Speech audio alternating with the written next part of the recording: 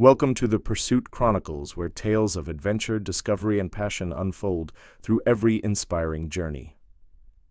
In the heart of Philadelphia, where the cobblestone streets of Old City whispered tales of liberty and justice, Judge Anna Lee stepped into the courtroom of the 1st Judicial District. At 28, she was the youngest judge ever appointed to the bench in this storied city, a fact that filled her with equal parts pride and dread. Her chambers smelled of polished wood and old books, a sanctuary of order in a world that often felt chaotic. But today, as she adjusted her black robe and smoothed her dark hair, the weight of her new role pressed against her chest like a stone. Anna had always believed in the law. It was her North Star, a beacon of fairness in a world that could be cruelly arbitrary. Raised in a modest row home in South Philly, she'd clawed her way through Temple Law School, fueled by a conviction that justice could mend broken lives. Her professors had praised her idealism, but her mentors warned her, the bench was no place for dreamers. "You'll see the worst of humanity," her old professor, Judge Callahan, had said, "and you'll have to decide who deserves mercy and who deserves the hammer." Now, as she took her seat behind the elevated mahogany bench, Anna faced her first major case, a murder trial that had set the city ablaze with outrage. The defendant was 16-year-old Isaiah Carter, a lanky kid with haunted eyes and a rap sheet that barely filled a page. Orphaned at 10, he'd bounced between foster homes and the streets, a ghost in a system that had failed him long before he'd picked up a knife. The victim was a man named Victor Malone, 42, a small-time landlord with a reputation for shady dealings. The crime scene was a seedy motel on the outskirts of North Philly, where Malone's body had been found, his throat slashed, blood pooling on the cracked linoleum floor. The city was screaming for justice. Talk radio hosts called Isaiah a monster, a predator who deserved the chair. Social media buzzed with hashtags, "Arch Justice for Malone," "Lock him up." The Philadelphia Inquirer ran a front-page story titled, "Teen Killer Shocks City," complete with a grainy mugshot of Isaiah, his face blank, his eyes hollow. Anna had read the article over breakfast, her coffee growing cold as she scanned. The details: the public wanted blood, and the district attorney, a grizzled veteran named Paul Whitaker, was ready to deliver. Anna's clerk, a wiry young woman named Marissa, handed her the case file as the courtroom filled with spectators. "It's a circus out there," Marissa whispered. "Reporters, protesters, the works. You ready for this?" Anna forced a smile. "As I'll ever be." The file was thick, its pages dog-eared and stained with coffee rings. Isaiah Carter was charged with first-degree murder, a crime that carried a life sentence without parole for a juvenile in Pennsylvania, or worse if the DA pushed for adult certification. The evidence seemed airtight: a bloody knife with Isaiah's fingerprints, a motel clerk who claimed to have seen him fleeing the scene, and a trail of Malone's blood leading to the alley where Isaiah was arrested, curled up behind a dumpster, his clothes soaked red. But as Anna skimmed the file, a knot formed in her stomach. Something felt off. The police report was clinical, almost too neat. The witness statement from the motel clerk was vague, riddled with contradictions. And Isaiah? He hadn't said a word. Not to the cops, not to his court-appointed attorney, a harried public defender named Greg Tate, who looked like he hadn't slept in a week. Anna's eyes lingered on a single line in the report. Defendant refused to provide a statement. No plea entered. She glanced at Isaiah, seated at the defense table in an ill-fitting suit, his hands cuffed in front of him. He stared at the floor. His shoulders hunched as if trying to disappear. Anna's heart ached. He was just a kid, barely older than her cousin Jamal, who was obsessing over sneakers and Fortnite. What could drive a boy like that to kill? "All rise," the bailiff called, snapping Anna out of her thoughts. The courtroom stood as one, a sea of faces. Reporters scribbling in notebooks, Malone's family glaring from the front row, activists, clutching signs that read "No mercy for murderers." Anna took a deep breath and banged her gavel, the sound sharp and final. "Let's begin," she said. The prosecution's opening statement was a masterclass in outrage. Paul Whitaker, his silver hair gleaming under the courtroom lights, painted a vivid picture of Victor Malone as a hardworking man, a pillar of his community, cut down in his prime by a vicious, unrepentant killer. He gestured toward Isaiah, his voice dripping with contempt. This boy, this defendant, chose to end a life. He chose to plunge a knife into a man's throat, to watch him bleed out on a filthy motel floor. And for what? A few bucks? A thrill? We may never know because Isaiah Carter refuses to speak, but the evidence speaks for itself, Anna kept. Her face neutral, but her mind raced. Whitaker was good, too good. He was playing to the gallery, stoking the crowd's anger. She glanced at Greg Tate, expecting a fiery rebuttal, but the public defender's opening was limp, a rote recitation of reasonable doubt and presumption of innocence. Tate hadn't even met Isaiah until the day before, Anna realized with a sinking feeling. The kid was alone, adrift in a system that seemed to have already convicted him. As the trial unfolded, the prosecution's case took shape. The forensic expert testified about the knife, a cheap switchblade found in a trash can near the motel. Malone's DNA was on the blade, Isaiah's fingerprints on the handle. The motel clerk, a nervous man named Eddie Ruiz, took the stand, his eyes darting. Around the room, he claimed he'd seen Isaiah sprinting from the motel at 2 a.m., covered in blood. But under cross-examination, Ruiz faltered. He admitted he'd been half asleep, the parking lot dimly lit. It looked like him, Ruiz mumbled, scratching his neck. Same build, same hoodie. Anna's pen scratched notes on her legal pad. Witness unreliable. Lighting conditions. She flipped through the police report again, her eyes catching on a detail she'd missed. A handwritten note, barely legible, tucked into an evidence log. It was from Isaiah, scrawled on a scrap of paper in juvenile detention. The note had been confiscated by a guard and never made it to the defense. Anna's pulse quickened. Why wasn't this disclosed? That night she couldn't sleep. The case gnawed at her, a puzzle with missing pieces. She sat at her kitchen table in her small center. City apartment, the case file spread out before her, a glass of untouched wine at her elbow. The note was the key, or at least a start. She called Marissa, who was still at the courthouse, burning the midnight oil. Marissa, I need you to pull the juvenile detention records for Isaiah Carter, Anna said. There's a note mentioned in the evidence log. I want to know what it says. Marissa hesitated. Judge, that's unusual. You're not supposed to dig into evidence outside the record. If Whitaker finds out, I'm not digging, Anna said, her voice firm. I'm ensuring due process. Get me the note. By morning, Marissa had the document, a single sheet of lined paper, smudged with pencil lead. Isaiah's handwriting was shaky, childlike. The note read, He hurt me. Again. I didn't mean to. I just wanted him to stop. Anna's breath caught. He hurt me. The words echoed in her mind, a plea buried in a system that hadn't bothered to listen. She needed to see Isaiah, to hear his story, not through a file, but from his own lips.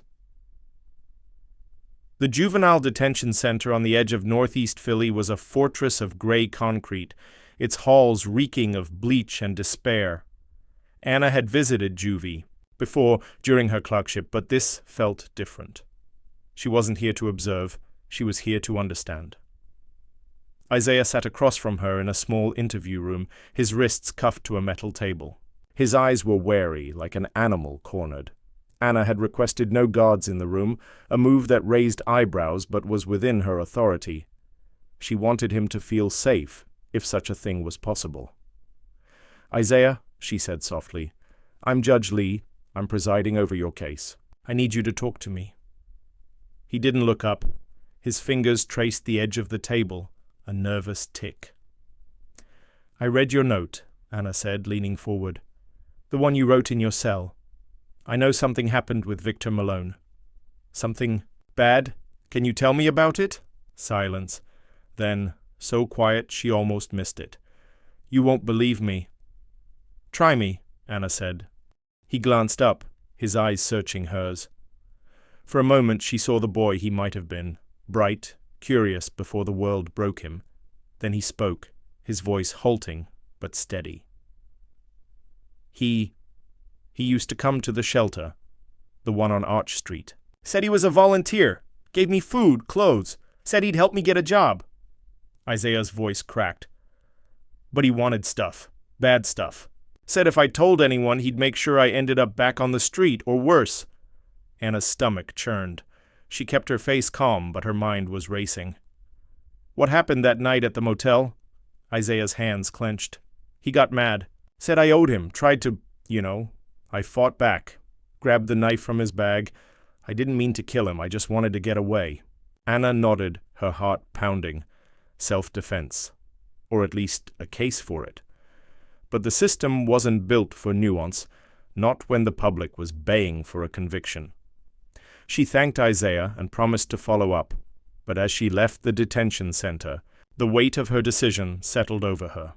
Back in her chambers, Anna pored over the case file again. She found a report from a social worker who'd flagged Malone years ago for inappropriate behavior with foster kids. The report had been buried, dismissed as hearsay. There was also a medical exam from Isaiah's arrest, noting bruises and signs of trauma, but it hadn't been presented in court. Why? She called Tate, the public defender, and laid into him. Why didn't you request this evidence? The social worker's report, the medical exam, none of it's in the discovery. Tate sounded exhausted. Judge, I've got 30 cases this month. I barely had time to read the file. You want me to chase ghosts? Then I will, Anna snapped, hanging up. The trial resumed the next day, but Anna's mind was elsewhere. She'd spent the night digging through old records, calling in favors from a friend at the DA's office. What she found chilled her. Victor Malone had a sealed conviction from a decade ago in Pittsburgh, sexual assault of a minor. The case had been plea bargained down to probation, the records buried. Malone had moved to Philly, changed his name slightly, and slipped through. The cracks, Anna faced a choice. She could follow the script, let the trial run its course, let the jury convict based on the prosecution's narrative. Isaiah would likely get life, or worse, be tried as an adult. The public would cheer, the DA would score points, and Anna's career would stay safe, or she could stop the trial. Demand a new investigation, one that included the note, the medical exam, the social worker's report, and Malone's history. It would be a gamble, her reputation, her future, all on the line. The press would crucify her for coddling a killer. Her colleagues would question her judgment, but if she did nothing, a boy who'd been victimized his whole life would be swallowed by a system that didn't care. That night, Anna stood on her balcony, the city skyline glittering before her. She thought of her father, a retired cop who'd always said, "Justice isn't about what's easy, it's about what's right." She thought of Isaiah, his voice barely a whisper. "He hurt me." By morning, her decision was made. The courtroom was a powder keg, and Judge Anna Lee was about to light the fuse. It was day 6 of Commonwealth v. Carter, and the prosecution had just rested its case, leaving the jury with a grim portrait of Isaiah Carter as a cold-blooded killer. The gallery buzzed with murmurs, the air thick with anticipation. Anna sat behind the bench, her hands steady but her heart racing. She'd made her decision, but the cost was already looming. "Ladies and gentlemen," she began, her voice cutting through the noise, "before we proceed to the defense's case, I have an announcement." The room fell silent, every eye on her. Paul Whitaker, the district attorney, leaned forward in his seat, his brow furrowing. Greg Tate, the public defender, looked up from his notes, startled. Isaiah, shackled at the defense table, lifted his head for the first time all morning. Anna took a breath, her fingers brushing the edge of her gavel. "Based on irregularities in the discovery process and new information brought to my attention, I am ordering a temporary suspension of this trial. The court will reconvene in 30 days pending a supplemental investigation by the Philadelphia Police Department and the District Attorney's Office." The courtroom erupted. Reporters scribbled furiously, their pens scratching like insects. Malone's family shouted from the front row, their voices raw with anger. "You're letting him walk?" A woman, Malone's sister, Anna guessed, yelled, tears streaming down her face. Activists in the back waved their signs, some cheering, others jeering. Whitaker shot to his feet, his face red. "Your Honor, this is highly irregular. The prosecution demands an explanation. Anna raised her gavel, the bang echoing like a gunshot. Mr. Whitaker, you will have your explanation in chambers. Now. She turned to the bailiff. Clear the courtroom. As the spectators were ushered out, Anna caught Isaiah's eye. He looked bewildered, as if he couldn't comprehend what had just happened.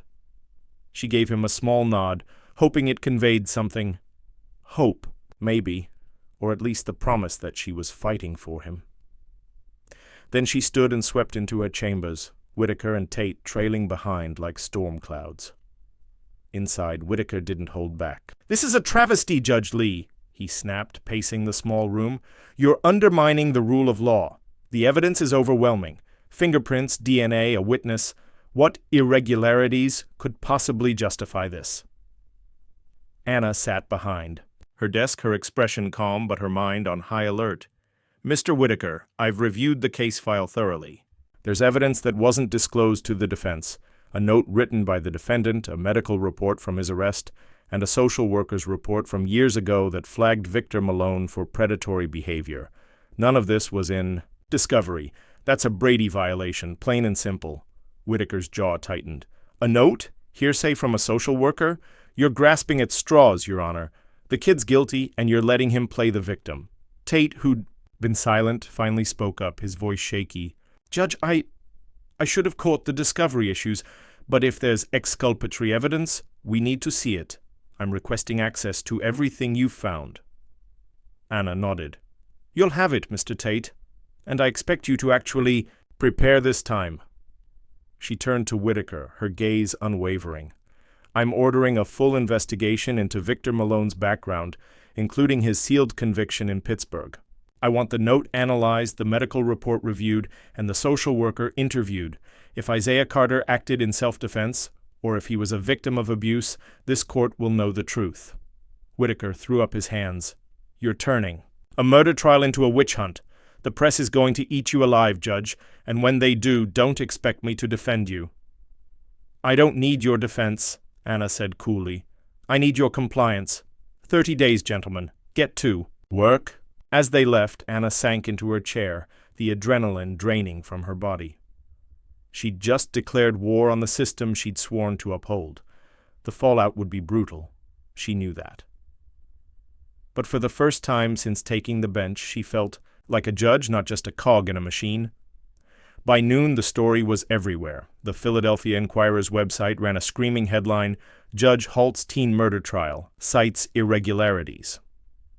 Cable news picked it up, with pundits debating whether Anna was a crusader for justice or a naive idealist soft on crime. Social media exploded, the hashtag shifting from Nasak Justice for Malone to such as Judge Lee and Yasash Free Isaiah. A local radio host called her the Bleeding Heart of Philly, his voice dripping with sarcasm. Anna avoided the news, but Marissa, her clerk, kept her updated. "It's a mess out there," Marissa said, handing her a stack of messages from reporters. "Half the city thinks you're a hero, the other half wants your head. Oh, and the chief judge wants to see you. Tomorrow." Anna winced. Chief Judge Margaret Callahan, her old professor, was a legend in Philly's legal circles. Sharp, principled, but fiercely protective of the court's reputation. If Callahan thought Anna had overstepped, her career could be over before it began. That night, Anna drove to her parents' row home in South Philly, needing the comfort of familiarity. Her father, Ray, a retired cop with a graying mustache, greeted her with a hug.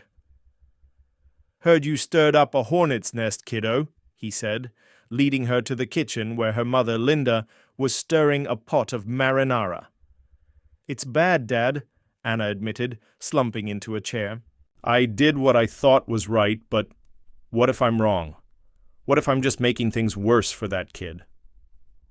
Ray sat across from her, his eyes kind but serious. "You remember what I told you about being a cop? Sometimes doing the right thing feels like you're swimming against the tide. But if you don't, you're just drifting. You made a call, now you stick to it." Linda set a plate of spaghetti in front of Anna, her voice soft. "You're not just fighting for that boy, Anna. You're fighting for what the law's supposed to be. Don't let them scare you." Anna nodded, grateful but still uneasy. As she drove back to her apartment, the city lights blurring past, she couldn't shake the feeling that she'd opened a Pandora's box. Over the next week, Anna threw herself into the investigation, working behind the scenes while the official probe took shape. She wasn't supposed to. Judges were meant to stay above the fray, impartial arbiters of the law. But Anna couldn't sit idle. Isaiah's note, the medical report, and Malone's history were threads she needed to pull, and she trusted no one else to do it thoroughly. She started with the social worker, a woman named Carla Evans, who'd worked at the Arch Street shelter where Isaiah had met Malone. Carla, now retired, lived in a small house in West Philly, her porch cluttered with potted plants. She welcomed Anna with a wary smile, her eyes sharpening when Anna mentioned Malone. "I knew he was trouble," Carla said, pouring tea. "Victor Malone showed up at the shelter about 5 years ago, claiming he wanted to help. He'd bring food, clothes, sometimes cash. The kids liked him. He was charming, you know. But I saw how he looked at them, especially the boys. The vulnerable ones, like Isaiah. Did you report it?" Anna asked, her notebook open. Carla nodded. "Wrote a report, filed it with the city. Said he was too handsy, too personal. One kid told me Malone offered him money for favors. I pushed for an investigation, but the shelter's director shut it down, said we couldn't afford to lose donors. After that, Malone stopped coming around. I thought he'd moved on. Then I heard about Isaiah's case." Anna's pulse quickened. "Why didn't you come forward when Isaiah was arrested?" Carla's face darkened. "I tried, called the police, told them what I knew. They said it was irrelevant. No proof, just my word against a dead man's. I'm not proud of it, but I let it go. I was tired, Judge. Tired of fighting a system that doesn't listen." Anna left Carla's house with a fire in her chest. The system had failed Isaiah long before the motel. She tracked down the medical report next, buried in a file at the county hospital. The ER doctor who'd examined Isaiah after his arrest noted contusions on the upper thighs and lower back and signs of recent trauma. The report hadn't been flagged for the police, another oversight or cover-up. The hardest piece was Malone's sealed conviction. Anna's friend at the DA's office, a prosecutor named Javier Ruiz, dug into the Pittsburgh records. "It's ugly," Javier said over coffee at a diner. "Malone was charged with assaulting a 14-year-old boy in 2013. Plea deal knocked it down to a misdemeanor, and he walked with probation. The victim's family was paid off, and the case was sealed. He changed his name from Vincent Molinari to Victor Malone and started over in Philly." Anna gripped her mug, her knuckles white. "How does someone like that slip through?" Javier shrugged. "Money, connections, a system that doesn't care about kids like Isaiah. You're stirring up a lot of dirt, Anna. Be careful. People don't like their secrets exposed." The meeting with Chief Judge Callahan was as brutal as Anna had feared. Callahan's office was a shrine to her 30-year career, plaques, awards, photos with governors and senators. She fixed Anna with a stare that could cut glass. "You've made quite a mess, Judge Lee," Callahan said, her voice low.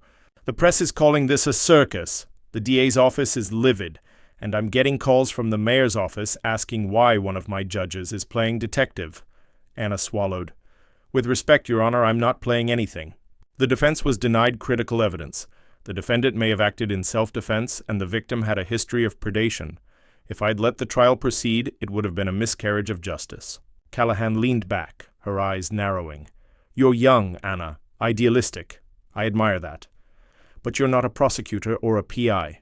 Your job is to rule on the law, not rewrite it. You've put this court in a precarious position. The public sees weakness, indecision. That's dangerous."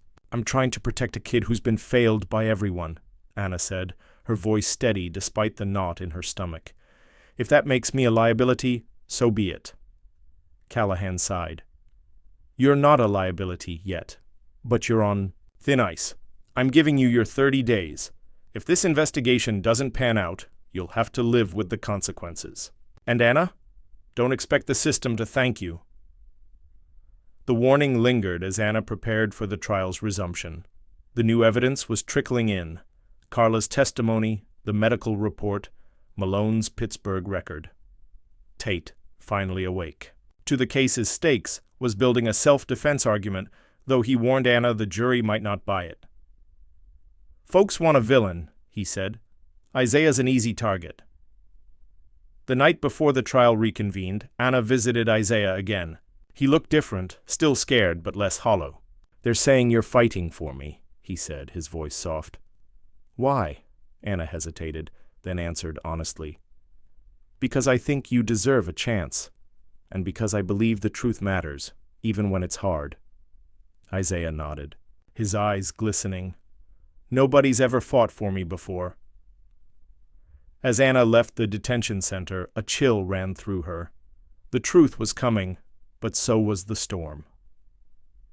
The First Judicial District Courtroom was a battlefield, its air charged with tension as the trial of Commonwealth versus Carter reconvened. Judge Anna Lee took her seat behind the bench, her black robe a shield against the storm she knew was coming. 30 days had passed since she'd halted the proceedings, and Philadelphia had not been kind.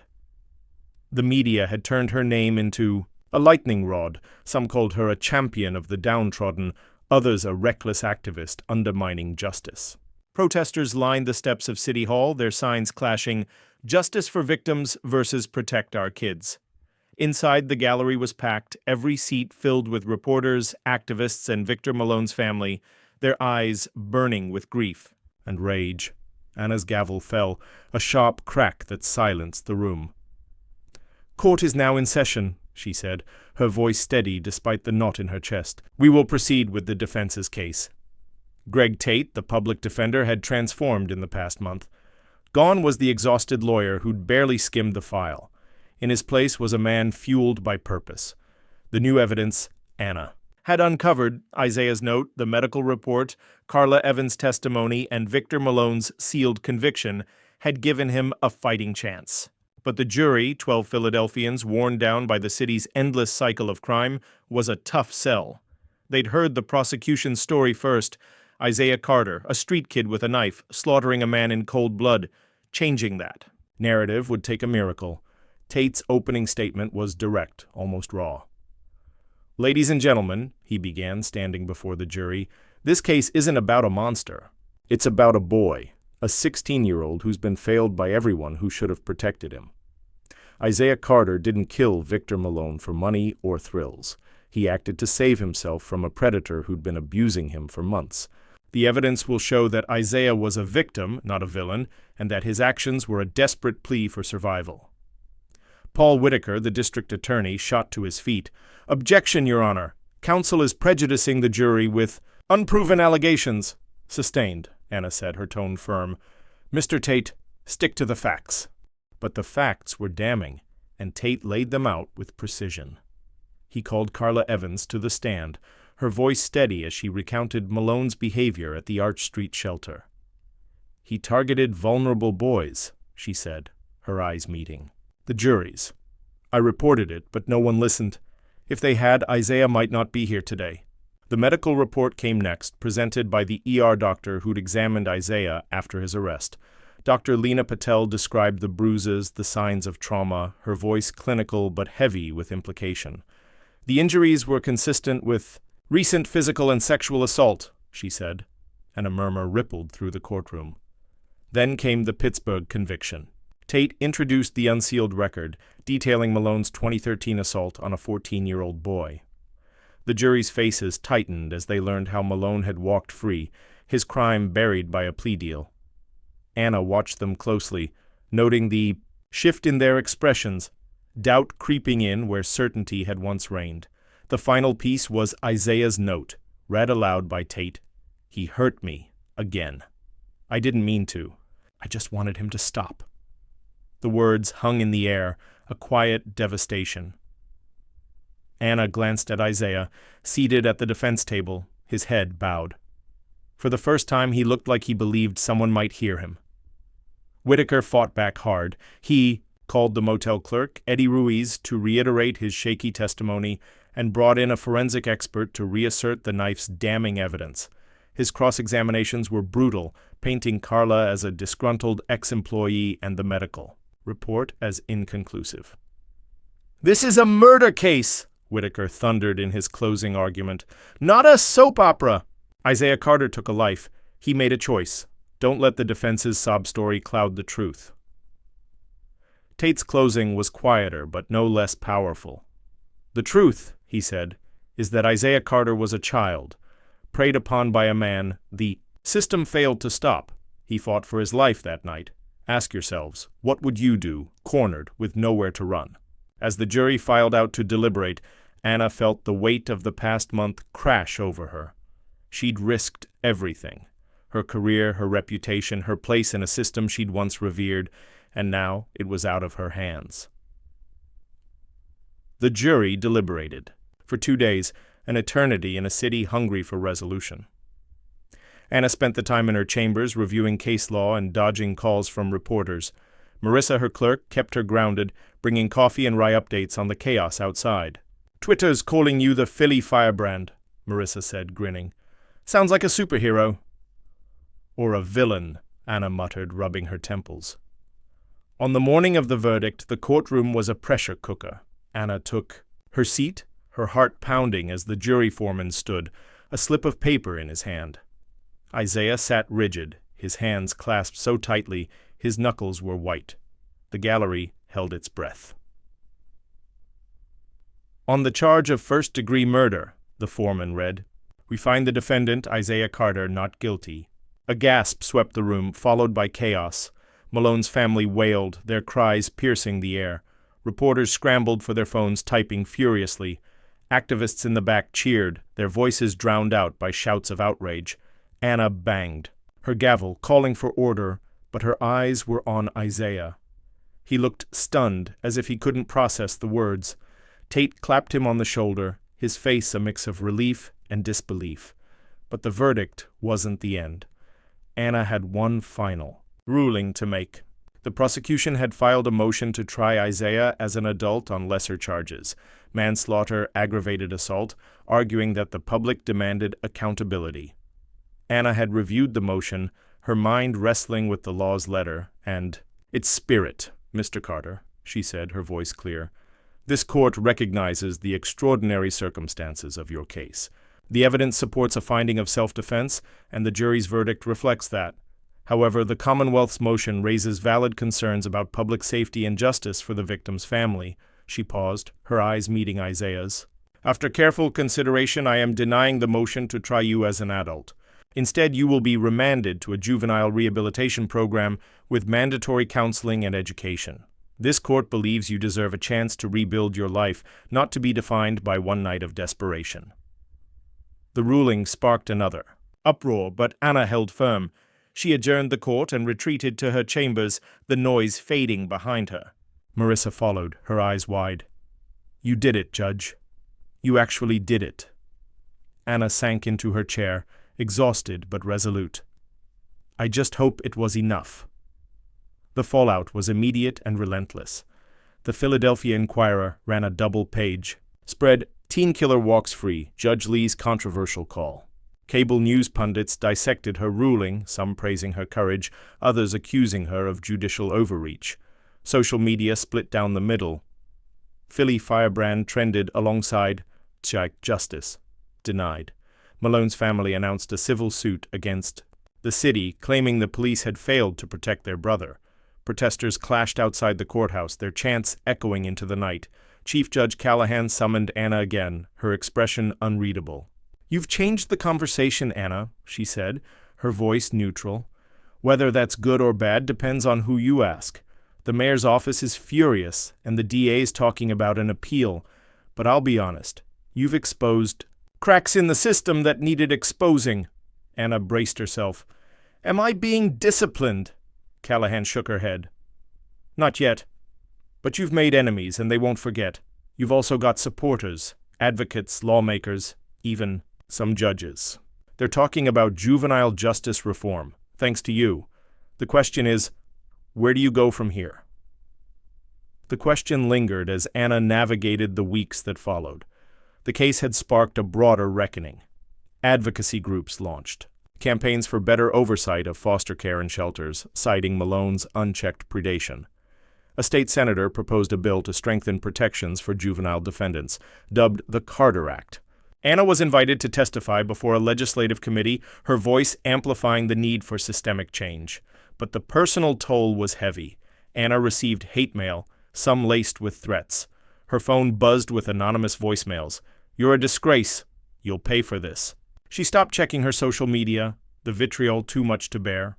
Her parents urged her to take a vacation, but Anna couldn't walk away. Not now. Not when the fight was just beginning. She visited Isaiah at the Juvenile Rehabilitation Center, a facility in Montgomery County with green lawns and classrooms that felt like a world away from the detention center's gray walls. He was enrolled in school, his first real education in years. "I'm gonna be a mechanic," he told her, a shy smile breaking through. "Fix cars, you know. Start over." Anna smiled back, her heart lifting. "You'll be great at it, Isaiah. Keep going." 6 months later, Anna stood at a crossroads. The first judicial district offered her a choice: remain a criminal court judge facing the grind of cases like Isaiah's, or transfer to a new role as a legal specialist for the juvenile court, shaping policies to protect kids before they ended. Up in a courtroom, she sat in her chambers, the case file from Commonwealth versus Carter closed on her desk. The weight of the gavel had never felt heavier, but it had also never felt more meaningful. She thought of Isaiah, of Carla Evans, of the countless kids still out there, invisible to a system that too often failed them. Justice wasn't just about punishment, she'd learned. It was about understanding, about choosing when to wield the hammer and when to set it down. Anna made her choice. She placed her gavel in its wooden stand, its polished surface catching the light. Then she stood, smoothed her robe, and walked out of her chambers, her steps light but purposeful. The juvenile court was waiting, and so was a new fight, one for the vulnerable, the forgotten, the kids who deserved a chance to be more than a case number. As she stepped into the Philly sunlight, the city sprawling before her, Anna felt a quiet certainty. She'd placed her bet on justice, and she'd play the hand to the end. A year later, the Carter Act passed the Pennsylvania legislature, mandating better training for social workers, stricter background checks for shelter volunteers, and legal protections for juvenile defendants. Isaiah Carter graduated from his rehabilitation program, earning a scholarship to a technical school. Anna Lee, now a leading voice in juvenile justice reform, spoke at conferences across the state, her name synonymous with a simple truth: justice begins with listening. In a small Philly courtroom, a new judge took the bench, her gavel gleaming. She'd heard the stories of Anna Lee, the Philly firebrand, and she vowed to carry the torch. The system was far from perfect, but it was changing. One case, one choice, one voice at a time. Thank you for joining the Pursuit Chronicles. Keep chasing your dreams and explore new horizons with us.